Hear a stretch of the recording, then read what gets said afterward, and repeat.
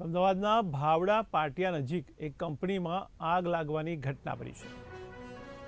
ત્યારે અમદાવાદમાં ભાવડા પાટિયા નજીક એક કંપનીમાં આગ લાગી, જેમાં મોજા બનાવતી આ કંપનીમાં ભીષણ આગ લાગી હતી। ત્યારે ઘટનાને પગલે ફાયર વિભાગની ટીમ પણ ઘટના સ્થળે પહોંચી હતી। ત્યારે ફાયર બ્રિગેડની 2 થી 3 ગાડીઓ ઘટના સ્થળે પહોંચી ગઈ છે। ત્યારે આગ પર કાબૂ મેળવવાના પ્રયાસો ચાલુ કરવામાં આવ્યા છે। ત્યારે શોર્ટ સર્કિટને કારણે આગ લાગી હોવાનું પ્રાથમિક અનુમાન કરવામાં આવી રહ્યું છે।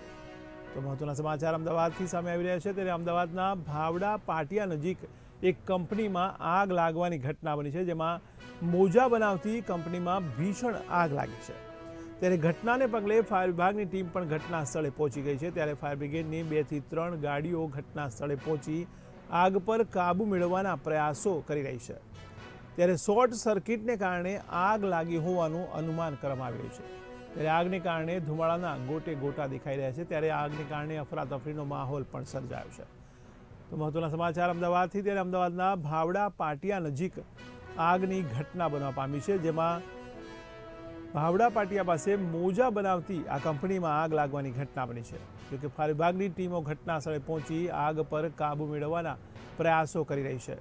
ત્યારે શોર્ટ સર્કિટને કારણે આગ લાગી હોવાનું પ્રાથમિક અનુમાન કરવામાં આવી રહ્યું છે।